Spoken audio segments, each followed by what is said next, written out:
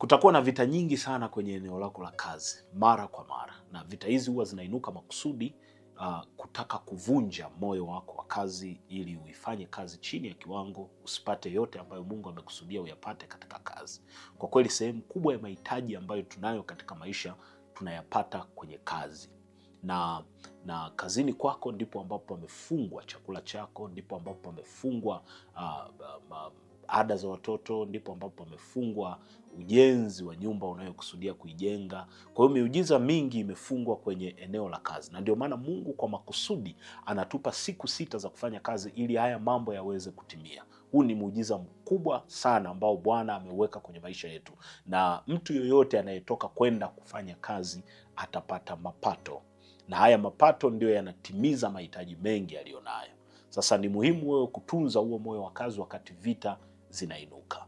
Ukisoma katika kitabu cha Nehemia sura ya 4 aya ya 1 tunaandikiwa maneno haya. Biblia inasema hivi: lakini ikawa Sanballat aliposikia ya kwamba tulikuwa tukiujenga ukuta, akaghadhibika, akaingiwa na uchungu sana, akawadhihaki Wayahudi.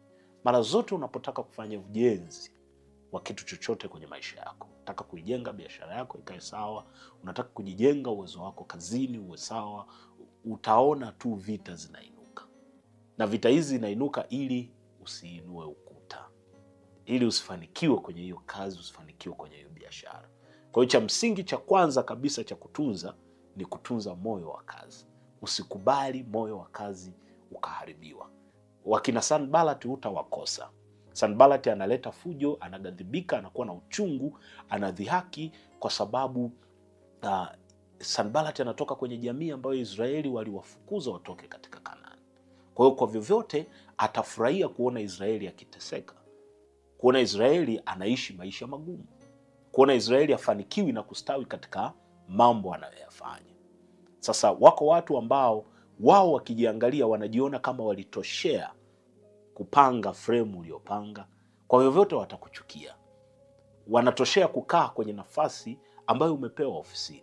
Wakijitazama wao wanaona kwamba wao ndio walistahili kuwepo hapo kuliko wewe. Kwa hiyo wanainua vita kwa makusudi ili kuhakikisha ya kwamba haustawi kwenye hilo eneo, ili kuthibitisha kwamba wao ndio wanastahili kuliko wewe. Sasa ni muhimu kutunza moyo wa kazi, kwa sababu huo ndio utakao kufanya uendelee kukaa kwenye hilo eneo.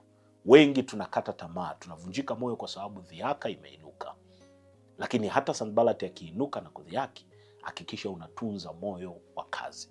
Usiache kutunza huo moyo ndani yako. Dhihaka hazitakosekana, na zinakuja ili kutaka kuharibu kazi yako. Usipate chakula, usipate mavazi, ushindwe kulipa ada za watoto, uonekane kuwa wewe hufai kukaa kwenye hilo eneo ili mwingine akae. Vita hizi ziko kwenye biashara, ziko shambani, ziko ofisini, na wewe unapaswa kujitia moyo ndani yako. Sio watu wote watafurahia kuona ukistawi, ukifanikiwa. Lakini hata kama hawafurahi, wewe endelea kusimama imara. Thibitisha ya kwamba Bwana yuko pamoja nawe na kazi yako izidi kustawi. Na tuombe. Bwana Yesu, ninakushukuru na kutukuza. Asante kwa neema yako na fadhili zako. Asante kwa mtumishi wako huyu, Bwana.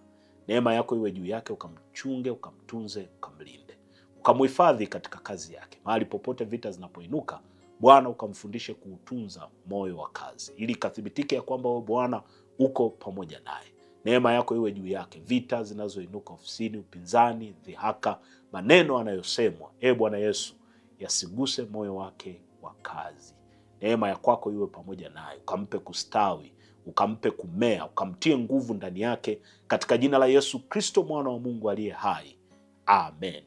Mungu akubariki sana. Asante kwa kufuatana nasi katika kipindi hiki.